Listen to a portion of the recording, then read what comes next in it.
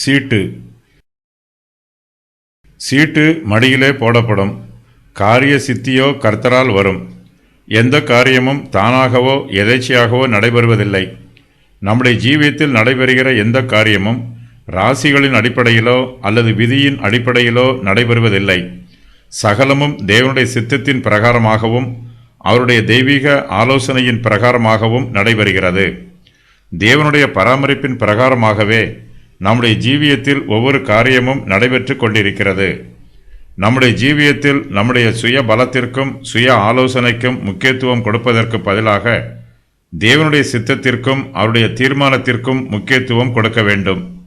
தேவனுடைய சீட்டு நம்முடைய மடியிலே போடப்படும்.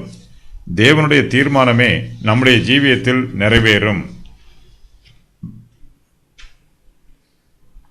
தேவனுடைய சித்தத்திற்கு நம்மை ஒப்புக் கொடுக்க வேண்டும். அவருடைய சித்தத்தை அங்கீகரிக்க வேண்டும்.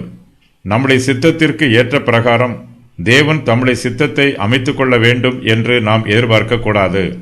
தேவனுடைய விருப்பமே நம்முடைய விருப்பமாய் இருக்க வேண்டும். நம்முடைய விருப்பத்தின் பிரகாரம் தேவன் தம்முடைய விருப்பத்தை மாற்றிக்கொள்ள வேண்டும் என்று நாம் நினைக்கக்கூடாது.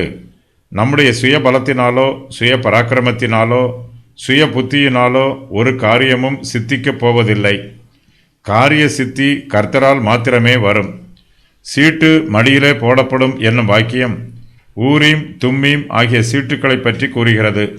ஜெபத்திற்கு பின்பு ஊரீம் தும்மீம் ஆகிய கற்கள் பயன்படுத்தப்பட்டு கர்த்தருடைய சித்தத்தை தெரிந்து கொள்வது அக்காலத்து வழக்கம்.